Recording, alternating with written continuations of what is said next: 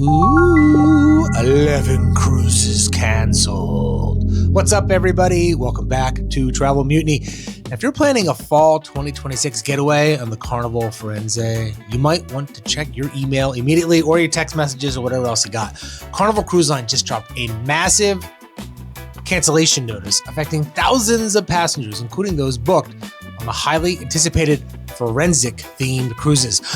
Murder podcast. Today, we're diving into why this is happening, who done it, and what are your options if you're affected, and some other massive cruise news just broke in the last 24 hours. So, let's get into it.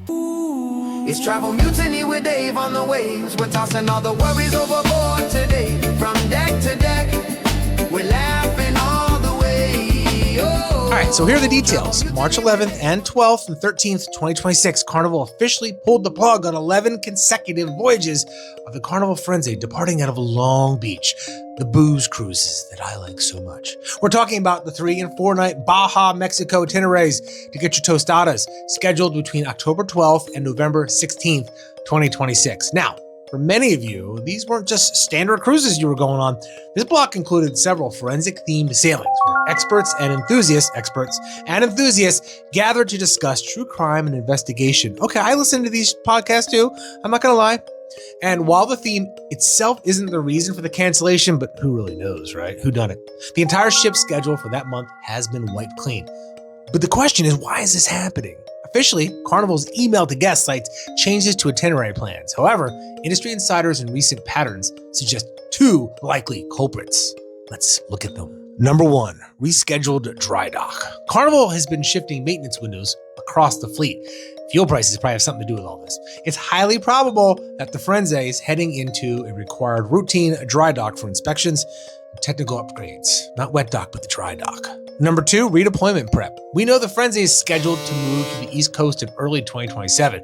This gap might be used to prep the ship for that long-haul transition around the other side of the country. Over 39,000 passengers are affected by this move. That's a lot.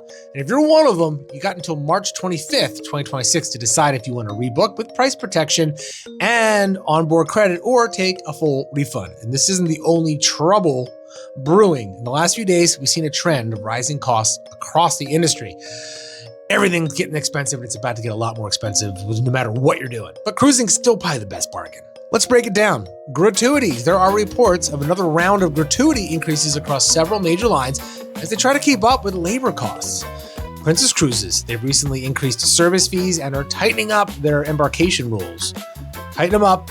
Don't bring the marijuana on board. Norwegian NCL has started testing fees for certain new entertainment shows, which has the community talking about the end of all-inclusive entertainment. Is that possible? What are you going to do? Just sit in your room or just drink and get drunk? Who knows? Now, for the lightning round of news in the last 24 hours, let's break it down. Health alert. Princess Cruises had to delay embarkation for the Star Princess in Port Everglades today after a norovirus outbreak. That wasn't pretty. Reports indicate over 150 people were affected on the previous leg, requiring a massive deep clean of the vessel and the toilets and the handrails. A lot of people, how many times have you seen people come out of the stall and not wash their hands? It's kind of common. Tampa port legislation. Wash your hands, people.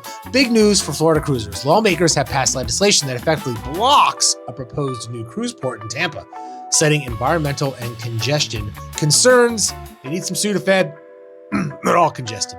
Carnival gift cards. Okay, Carnival just updated their policy on using gift cards for crew tips.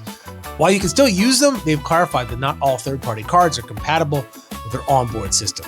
It's a busy time in the cruise world. This is the wave season, and everybody's booking and going. And while cancellations are frustrating, the compensation being offered for those Firenze sailings is actually quite solid if you can find a comparable date. But the problem with this is that how many ships are going to be leaving out of Long Beach now from Carnival? Like 1, 2? I mean, so what are you going to do? Like, what are your choices? So, I want to hear from you. Were you booked on one of these forensic cruises or a Firenze fall sailing at all? Tell me how the forensic cruises are actually, because I'm kind of interested in them. Are you taking the refund or the booking? Drop a comment below and let's talk about it. Now, don't forget to hit that subscribe button for the latest updates as they break. I'm Dave on the Waves. This is Travel Mutiny. And if you see me on board, just please come say hi and buy me a drink.